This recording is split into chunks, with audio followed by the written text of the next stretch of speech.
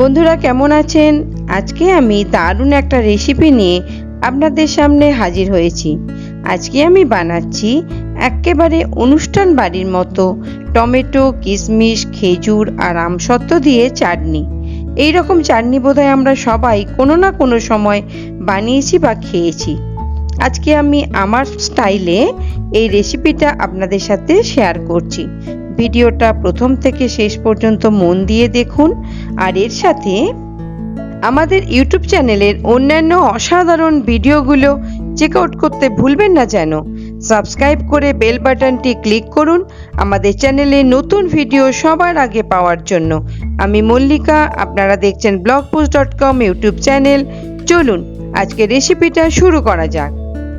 প্রথমে আমি একটা কড়া বসিয়েছি গ্যাসের ওপরে, তাতে আমি 5 ফোড়ন একটু ভেজে নিচ্ছি।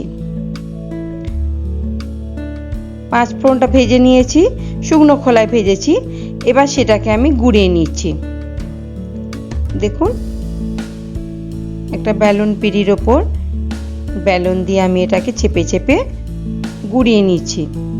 একদম মিহি করে কিন্তু গোড়াবো না। দেখুন, বেশ কচা কচা মতো করে গুঁড়িয়ে নিলাম। এইবার আবার গ্যাসের ওপর একটা কড়া বসালাম, তাতে সর্ষের তেল দিলাম আন্দাজ 2 টেবিল চামচের মতো। এতে আমি দিচ্ছি 5 ফোড়ন আর দিচ্ছি 2টো শুকনো লঙ্কা। দেখুন, 2টো শুকনো লঙ্কা দিলাম, ছিঁড়ে দিয়েছি অবশ্যই। আর একটা তেজপাতা দিলাম, দিয়ে এটাকে একটু ভেজে নেব। বেশ একটা সুন্দর গন্ধ বেরোবে, ততক্ষণ পর্যন্ত ভেজে নেব। দেখুন, সুন্দর একটা গন্ধ বেরোচ্ছে।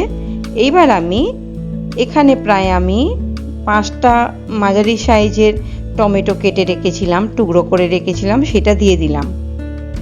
টমেটোটা দিয়ে একটু বেশ ভেজে নিতে হবে। দেখুন, টমেটোটা কিন্তু একটু নরম নরম মতো হয়ে গেছে। এখানে আমি দিলাম কিশমিশ। আমি 1 মুঠো কিশমিশ রেখেছিলাম, সেটা দিয়ে দিলাম। কিশমিশটা দিয়েও আর একটু নাড়তে হবে।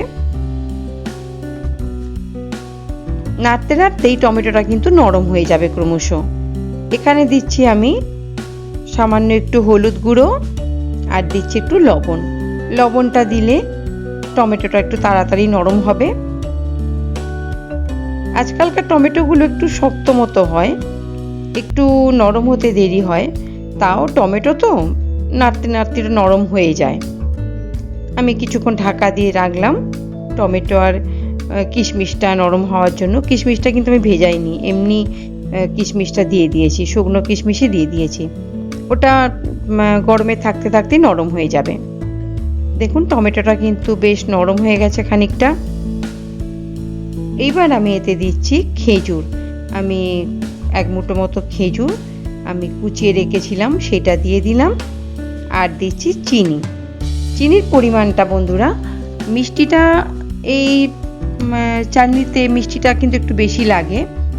আমি চিনি আর বাতাসা দুটো মিলিয়ে করছি, কারণ এখানে আপনি চিনি খানিকটা আর বাতাসার বদলে আখের গুঁড়ো দিতে পারেন। একটু গুড় দিলে এই টমেটো চাটনির টেস্ট কিন্তু অনেক ভালো হয়, কিন্তু আমার কাছে এখন গুড়টা নেই বলে আমি গুড়ের বাতাসা দিলাম। দিয়ে এবার আমি আমসত্ত্ব প্রায় একটা ছোট বাটির 1 বাটি ছোট ছোট করে কেটে রেখেছিলাম, সেই আমসত্ত্বটা দিয়ে দিলাম। দিয়ে এবার আমি এটা ফুটতে দেব। ওই চিনি আর বাতাসা এটা গলে যাবে, গলে গিয়ে তার সঙ্গে সমস্ত জিনিসটাই নরম হয়ে যাবে। টমেটো, খেজুর, কিশমিশ সবটাই সেদ্ধ হয়ে যাবে। আমি কিন্তু এতে একটু জল ইউজ করব না। এই চিনি এবং বাতাসা যে রসটা বেরোবে, তাতেই কিন্তু এই চাটনিটা তৈরি হয়ে যাবে। দেখুন বন্ধুরা, টমেটোটা প্রায় নরম হয়ে এসেছে। আমি খুন্তি দিয়ে একটু চেপে চেপে এগুলোকে আর একটু নরম করে দিচ্ছি। এই চাটনি কিন্তু করা খুব একটা শক্ত নয়, খুবই সহজ, কিন্তু খেতে খুব সুন্দর লাগে। আমার চাটনিটা কিন্তু হয়ে গেছে, সবটাই সিদ্ধ হয়ে গেছে। এবার আমি ওপরে ছড়িয়ে দিলাম ওই ভাজা যে 5 ফোড়ন গুঁড়োটা, সেইটা ছড়িয়ে দিলাম। দিয়ে 2 মিনিট ঢাকা দিয়ে রেখে দেব। রেখে দিয়ে তারপর মিশিয়ে নেব, তাহলে একটা দারুণ ফ্লেভার আসবে। আর আমার টমেটোর চাটনিটাও দুর্দান্ত খেতে হবে।